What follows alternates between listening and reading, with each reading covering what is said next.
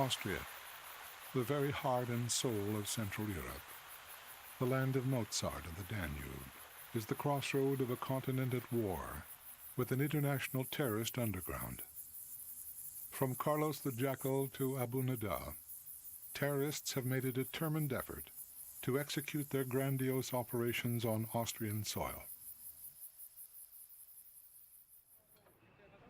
Vienna, December 21st, 1975. OPEC headquarters. 5 Arab and German terrorists, led by the infamous Carlos the Jackal, seize 11 oil ministers and over 60 other hostages after killing 2 security guards and one of the delegates. The terrorists, who threatened to blow up the building along with their hostages if attacked, demanded a bus and safe passage out of Austria. The terrorists, along with several hostages, were allowed to board a DC-9 jet by an Austrian government-held hostage at gunpoint. With $50 million of ransom money paid by the governments of Iran and Saudi Arabia, the terrorists, along with their remaining hostages, were released on Algerian soil. December 27, 1985, Vienna International Airport. 3 Arab gunmen, high on amphetamines and carrying a mini arsenal of automatic weapons and anti-personnel grenades, launch a ferocious assault at the check-in counter of El Al, Israel's national airline. In a matter of minutes, 2 are dead and nearly 50 critically wounded.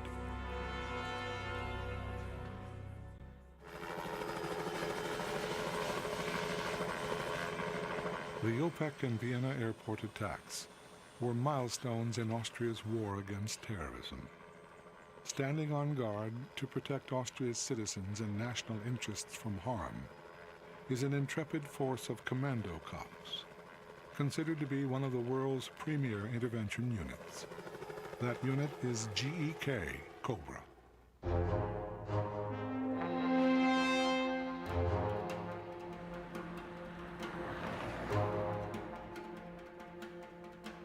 The unit's 2 objectives: to protect Austrian national interests from terrorist attacks and to create one of the world's premier police intervention forces.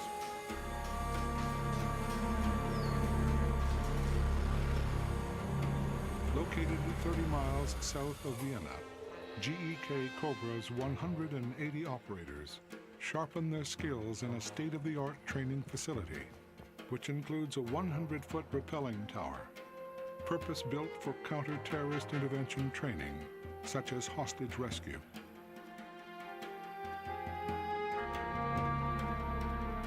In my opinion, the Cobra is the best prepared unit for handling such situations in Austria. If the situation is getting tough, if the situation is getting too dangerous, and if the situation calls for specialists, we are called in. Cobra is an intervention unit that must be able to engage and defeat an enemy with speed and decisive force. Operators hone their shooting skills by firing from speeding vehicles and even helicopters. We practice initially by doing slow movements, for example, during a jog. Then using cars, we practice that. When we have perfected this, we use the helicopter and practice from the helicopter. Initially in slow flight and then with increasingly fast speed until we have reached the greatest possible perfection.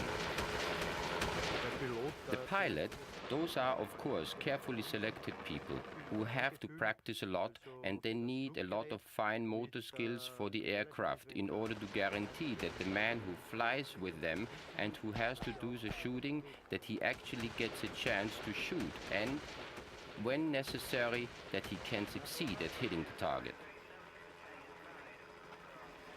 First of all, our members are all gendarmerie officers or police officers, you would say.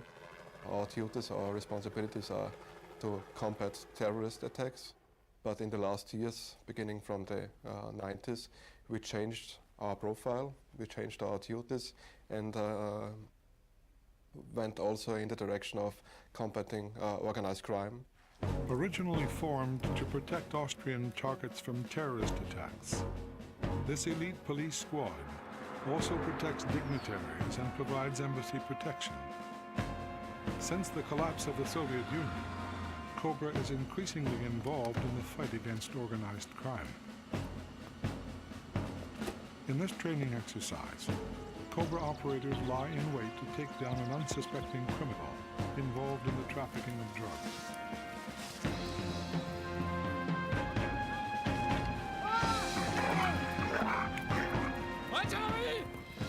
For all its tactical expertise and might, EKO Cobra is still a police squad, tasked primarily with the protection of life.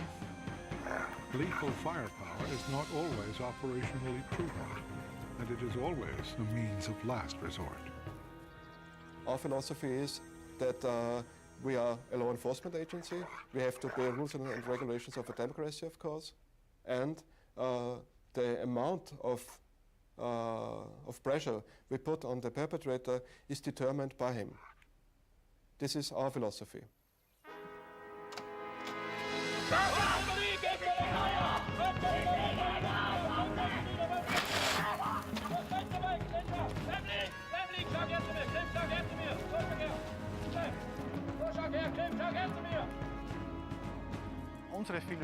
Our philosophy at Cobra is that we want to achieve maximum success using a minimum of force. The scenario that we saw with the device. That device is, in reality, a fire extinguisher. It occurred to us during our training that we can use this device also to ward off an opponent. We use it because it shocks him for a short period of time, but does not truly injure him.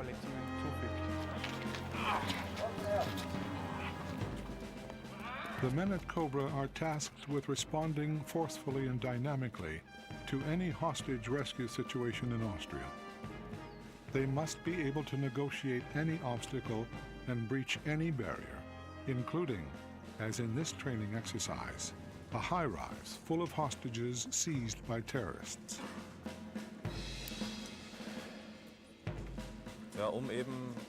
If there is no opportunity to invade a room or into a building from somewhere below, then there is also the opportunity to do so from above. And that's one possibility of getting from a floor above to a floor that's below. Eine Möglichkeit, von einem Stock, der darüber liegt, in ein unteres Stockwerk zu gelangen. Before the repelled team can assault the location, explosives specialists from Cobra must provide the opening. We only use the smallest amount of explosives as possible to blow up a window or a door to be able to enter, but nothing more so that we don't jeopardize possible hostages or also perpetrators by causing too much damage behind a wall or a door.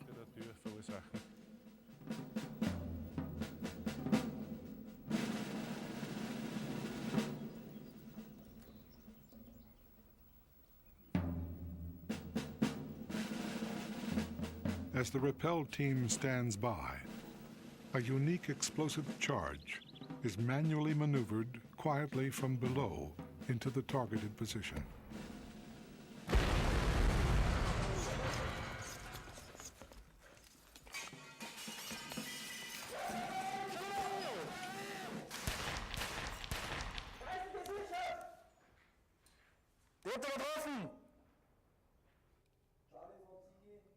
The elements of surprise and speed are fundamental to the successful rescue of hostages. From the moment of detonation and the shattering of the window, it is only a matter of seconds before the repelled team enters through the smoke-filled window. They immediately neutralize the hostage takers with precision firepower. As this exercise demonstrates, seconds can spell the difference between life or death. In my opinion, we have to take a lot of efforts to make the training as flexible as possible so that we can approach a practical situation. The best training and the best experience you can gather is the practice.